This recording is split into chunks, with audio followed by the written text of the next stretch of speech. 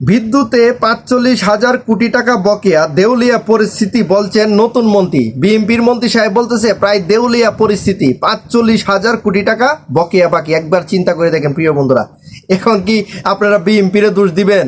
হ্যাঁ, বিএনপিরে দোষ দিয়ে কোনো লাভ নাই। বিএনপি আসছে শুক্রে শুক্রে ৮ দিন। ১-১.৫ বছর ছিল ডক্টর মোহাম্মদ ইউনূসের সরকার, ওনারা কি করছে? ১-১.৫ বছর থেকে কি ওনারা কিছুটা বকেয়া পরিশোধ করে নাই? ১৭ বছর ছিল আওয়ামী লীগ সরকার, ওনারা কি করছে? ওনারা কি বকেয়া পরিশোধ করে নাই? আমরা যারা বিদ্যুৎ ব্যবহার করছি, আমরা যারা সাধারণ জনগণ আছি, তারা তো প্রতি মাসে ঠিকই বিদ্যুৎ বিল দিয়ে দিছি না? আমরা বিল দেইনি।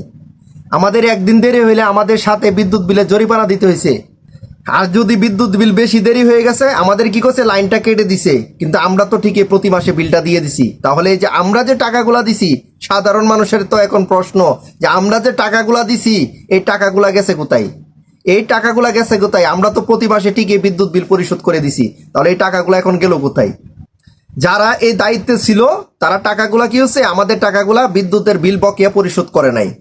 এই চুরের বাচ্চারা এই টাকাগুলা লুটপাট করার কারণে, টাকাগুলা পাচার করার কারণে আজকে আমাদের এই জনগণের এই কষ্ট। আমরা প্রতি মাসে বিল পরিশোধ করে দিছি, তারপরে আজকে এখন আমাদের ঘরে কারেন্ট থাকে না। আধা ঘন্টা কারেন্ট থাকলে সারাদিন কোনো খবর থাকে না কারেন্টের। আমাদের এই ভোগান্তিতে ফেলছে এই চুরের বাচ্চা সকল। এই পরিস্থিতি থেকে আমরা কবে মুক্তি পাবো একমাত্র আল্লাহ তাআলাই জানে। আমার মনে হয় না কোনোদিন সম্ভব না।